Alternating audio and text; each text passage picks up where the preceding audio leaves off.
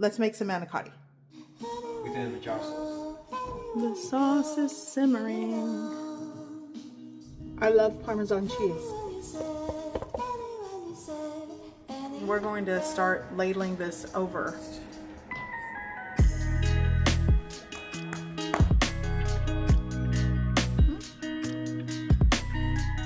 So I was perusing social media and I saw this video for manicotti, and the way they were making like the manicotti shells was sort of like this batter that you cook in a pan and you roll the manicotti. Now I do have like the store-bought shells for this, but I really want to try this method. I think it's so cool.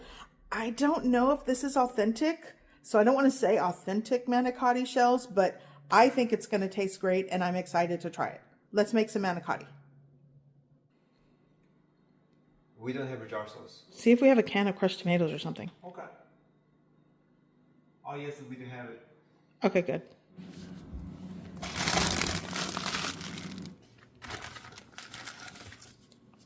My little frozen tomato paste. Still using these. Okay, so I had a can of this.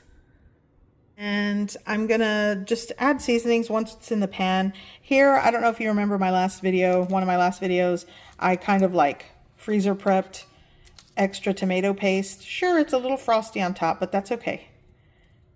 It's still good. And I just separated it into like tablespoons. That's gonna go into the sauce as well. Okay. No, these are whole peeled tomatoes. So yeah, I gotta crush these.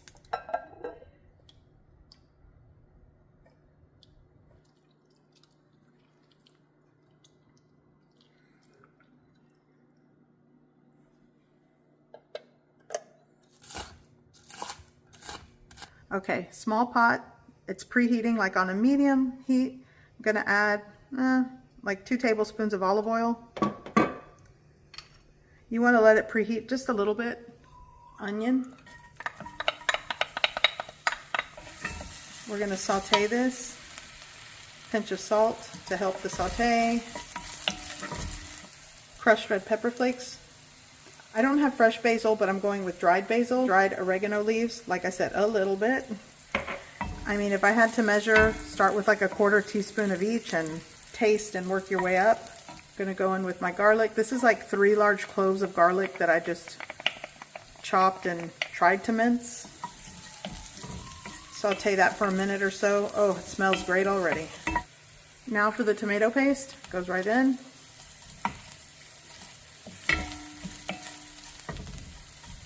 Still semi-frozen, it's okay. It's doing what it needs to do. I'm gonna let this kind of like cook and saute like a minute. You don't want to burn anything, but you want the dried spices to sort of bloom and the tomato paste to kind of cook a little bit. It's getting very aromatic, so I'm gonna start adding the rest of the ingredients. Let's go in with this. Oh.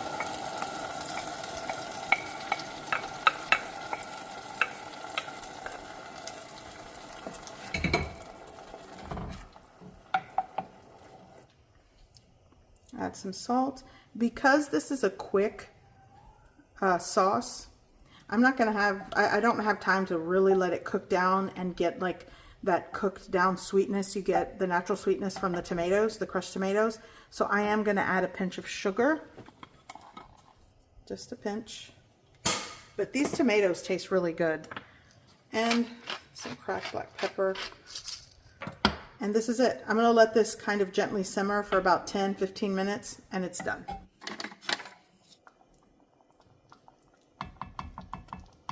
Give it a try. Tell me what you think. Do I need more salt or?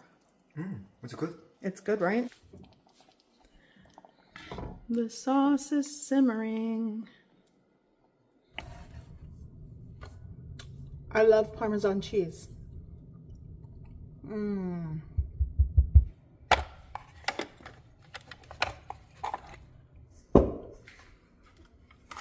Let's make the filling.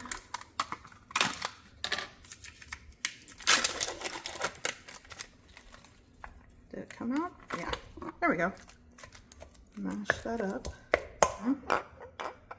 Gonna Egg.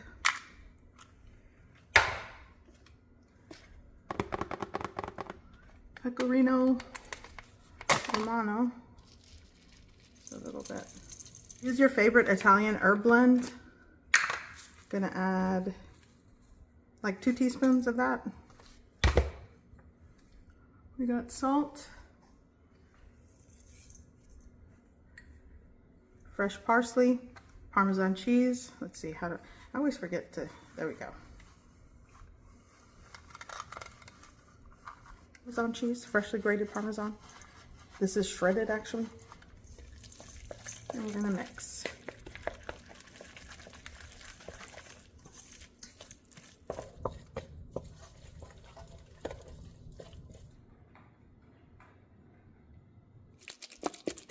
Okay, this is mixed. So I need 1 cup of flour, but I need to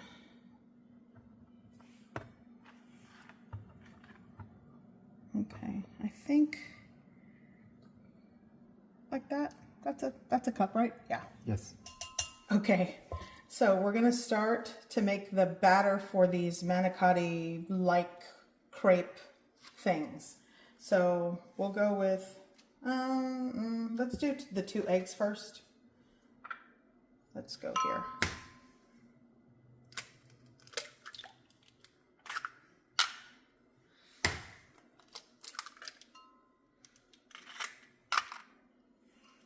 Let's break the eggs apart a little bit. And I'm gonna add like half the cup of water just to mix the egg. Now the cup of flour.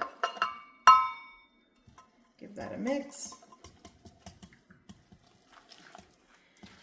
And so yeah, it's not supposed to be super thick. So we're gonna add the rest of the water and mix. Oops.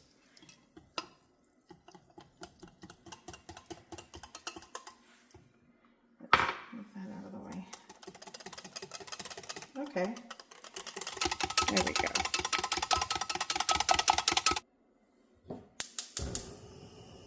Okay, so I'm gonna measure this batter with this little scoop to see if it's enough to fill my preheated pan to make the like round manicotti crepe.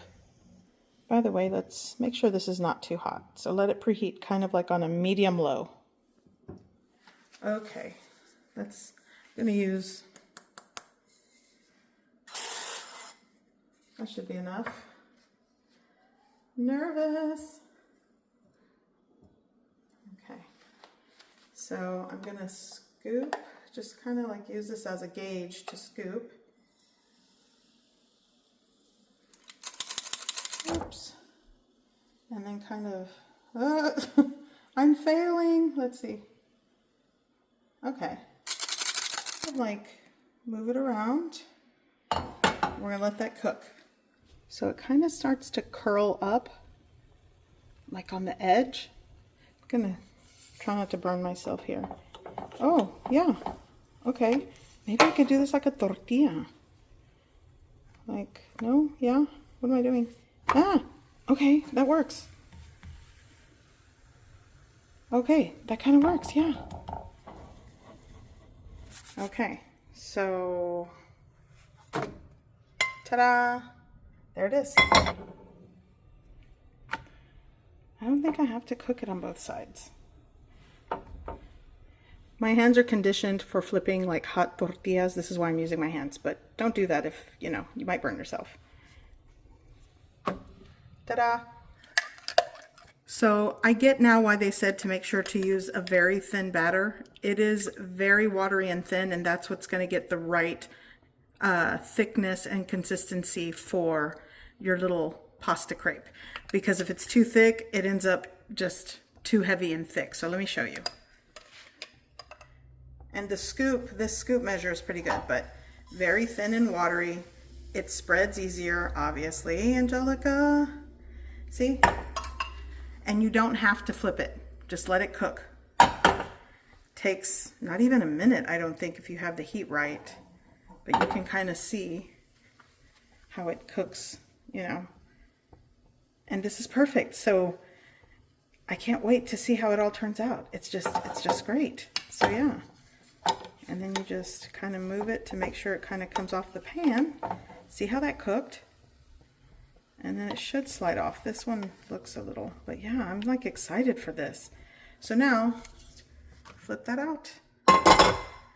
And it's hot, but it's perfect. Ah, there we go. Okay, so here we have our sauce. And it looks, so I'm just gonna take a scoop and bring it right over to the baking dish and just kind of spread it around.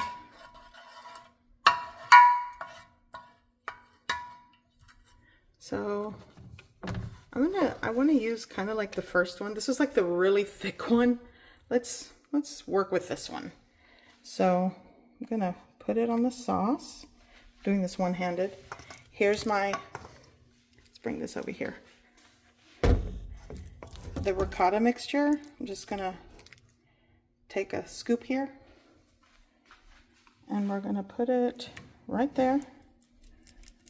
Honestly, probably should have rewatched the video, but in typical Angelica fashion, I'm just gonna wing it. Okay, here we go. And then you just gently roll it like that. And boom, right there. Let's do another one. So I guess I'll get the ones that we kind of made first. Don't tear. Here we go. Here. I don't know how many I'm going to be able to get, but we'll, like I said, we'll figure it out. And then just roll. These are kind of thin, but I know they're going to taste good. There we go. So to bulk up this filling, because I want to make sure I have enough, again, I'm kind of winging it. I'm going to just add about 4 ounces of cheese to this. I want to make sure that I have enough, so yeah. There we go. Okay. I got the rest of my sauce. Let's see how I can do this without making a giant mess. And we're going to start ladling this over the manicotti. Look how great these look. And just kind of spread it over.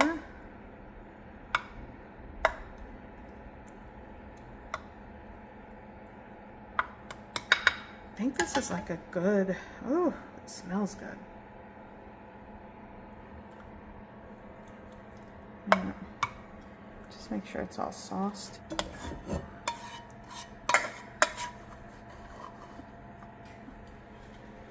Okay.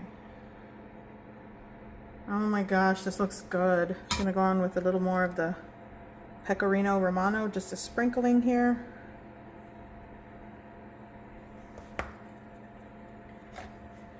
And some more of my Parmesan cheese all over.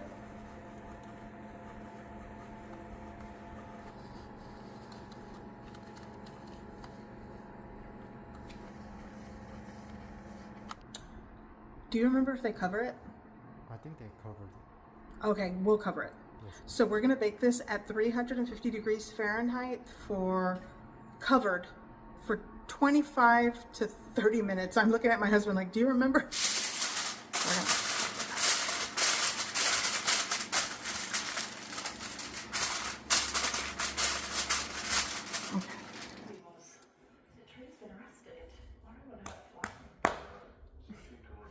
Okay. This is done. You're gonna help me?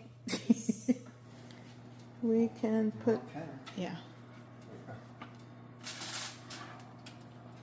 Oh, This one? yeah. Let's see. Ah, it's hot. Oh my gosh. Oh, this looks good. Let me turn the light this way. Oh. So we're gonna let this set for a little bit, like 15 minutes. I think that'll work.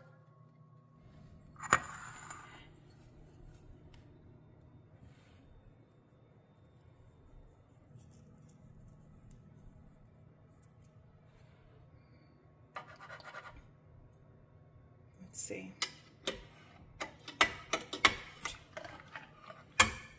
Let's do this maybe. Oh, look at that. And then we'll get another.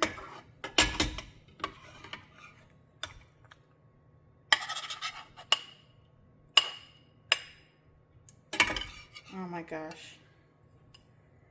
Let's do like that. Ta-da! More Parmesan. There we go. My perfect plate.